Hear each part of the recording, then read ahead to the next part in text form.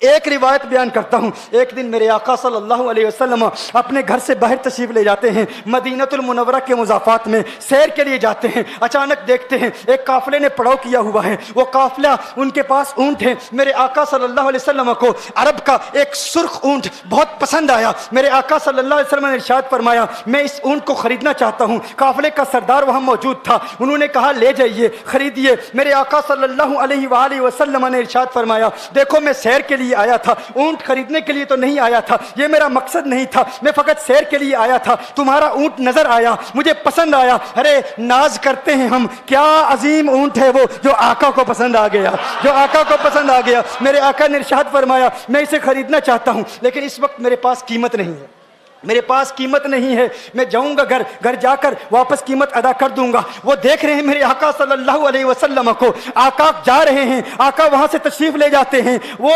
آقا کو کہتے ہیں آپ لے جائیں, اونٹ آپ لے جائیں. آقا کے حسن کے جلوے دیکھ رہے ہیں, اس وقت تک آقا کو دیکھ رہے ہیں جب تک آقا ان کی آنکھوں سے اوجھل نہیں ہو جاتے. جب آقا ان کی آنکھوں سے اوجھل ہو جاتے ہیں تو اچانک ایک شخص پوچھتا ہے, ارے یہ کون آیا تھا, یہ آنے والا کہاں سے آیا تھا؟ کہا جانے کہاں سے آیا تھا, ہم اسے نہیں جانتے. کہا اونٹ خرید کے لے گیا, قیمت دی, کہا نہیں دی. کہا کیا کیا, کہا ادھار. کہا ادھار دیا. نام جانتے ہو, نام نہیں جانتے. ایڈریس جانتے ہو, ایڈریس نہیں جانتے. پتا ہے کون ہے, نہیں پتا. کوئی ضامن نہیں, کوئی ضمانت دینے والا نہیں, کوئی چیز گروی رکھی, گروی بھی نہیں رکھی. عرب کا سرخ اونٹ انتہائی مہنگا اونٹ ہوتا ہے. علماء جانتے ہیں سرخ اونٹوں کی قیمت کیا ہے. کوئی بندہ آئے جس کا نام پتا نہیں, ایڈریس پتا نہیں کہاں رہتا ہے, کہاں سے آیا ہے, اپنا اونٹ, ان کا اونٹ وہ لے کے چلے جاتے ہیں, ادھار لے کے جاتے ہیں, نام بھی نہیں بتاتے, ایڈریس بھی نہیں بتاتے. کہا تمہیں کیا ہو گیا تھا, تم نے اپنا اونٹ یوں ہی دے دیا؟ ایک شخص بولا, ارے تم کہتے ہو کہ اس کا نام پوچھتے, اس کا پتہ پوچھتے,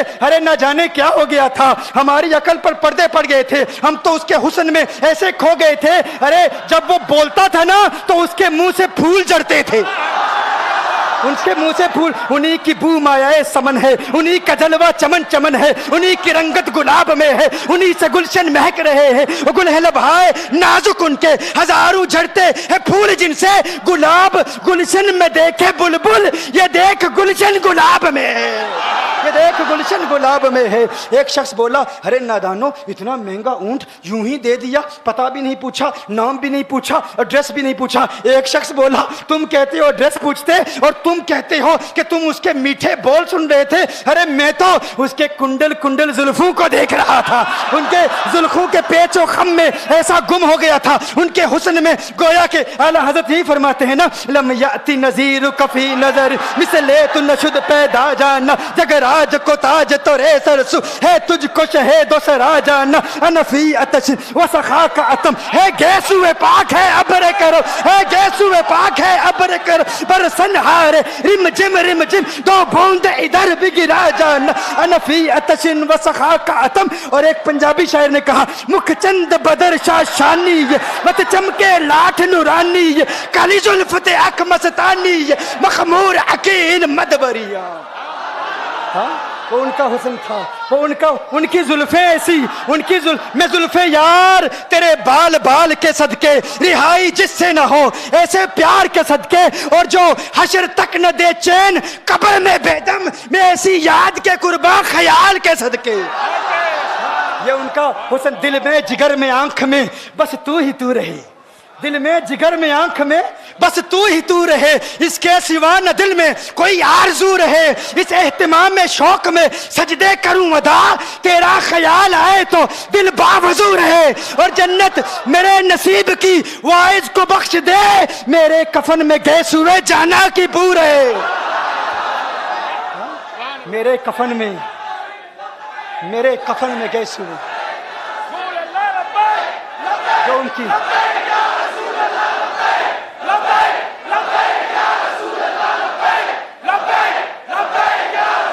جو ان کی زلفوں کے اسیر ہو جاتے ہیں, جو ان کی زلفوں کو کھلا غضب ہوا تیری زلف دراز کا, کھلا غضب ہوا تیری زلف دراز کا, پھانسی گلے میں ڈال کے دنیا لٹک گئی.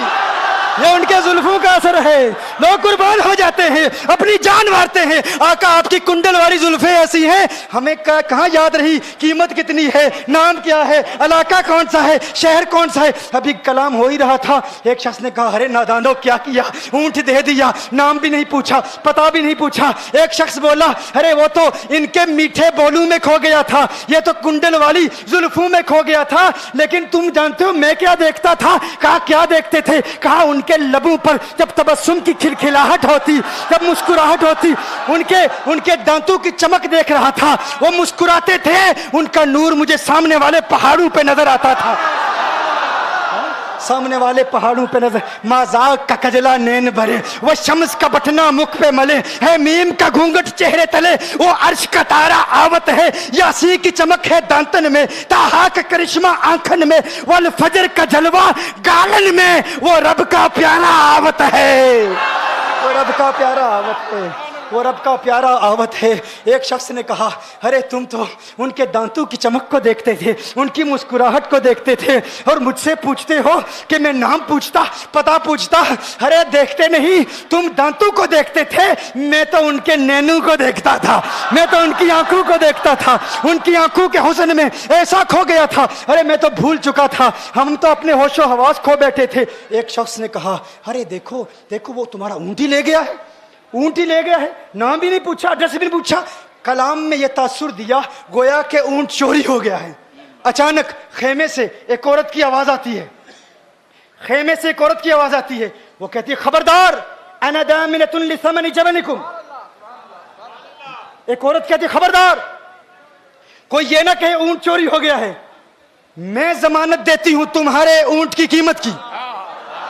اگر قیمت ادا نہ کی تو میں کروں گی, میں ضمانت دیتی ہوں, میں ضامن ہوں.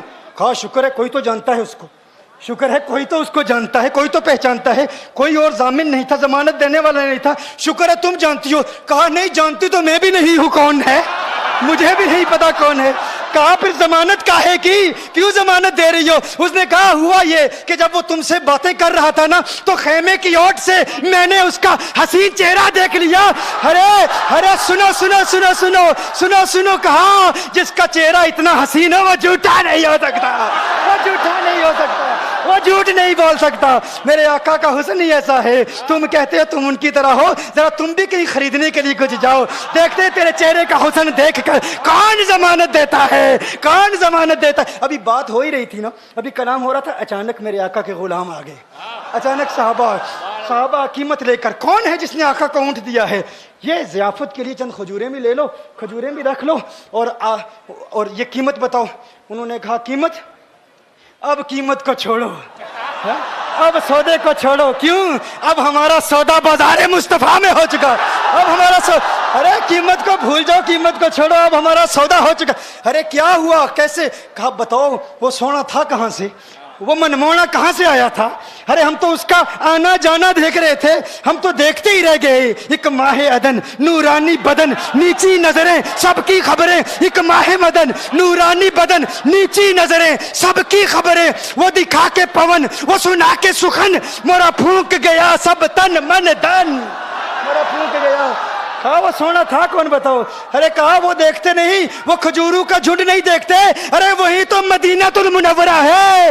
اپنی قسمت پہ ناز کرو, یہ وہی محمد عربی ہے. ارے جن کی عظمتوں کے ترانے دنیا لاپ رہی ہے, تم خوش بخت ہو, تم مدینے کے قریب آ گئے ہو. کہا پھر لے جاؤ. آقا کی بارگاہ میں حاضر ہوئے. وہ سارا قافلہ کلمہ پڑھ کے واپس آ رہا ہے, اور ان کے تیور دیکھنے کے لیے گویا کہ کہہ رہے ہیں یہ ناز یہ انداز ہمارے نہیں ہوتے, یہ ناز یہ انداز ہمارے نہیں ہوتے. جولی میں اگر ٹکڑے تمہارے نہیں ہوتے, ملتی نہ اگر بھیک حضور آپ کے در سے, اس ٹھاٹ سے منگتو کے گزارے نہیں ہوتے. اور بے دامی بک جائیے بازار نبی میں, اس شان کے سودے میں خسارے نہیں ہوتے, شان کے سودے میں خسارے نہیں ہوتے, اس شان کے سودے میں خسارے نہیں ہوتے.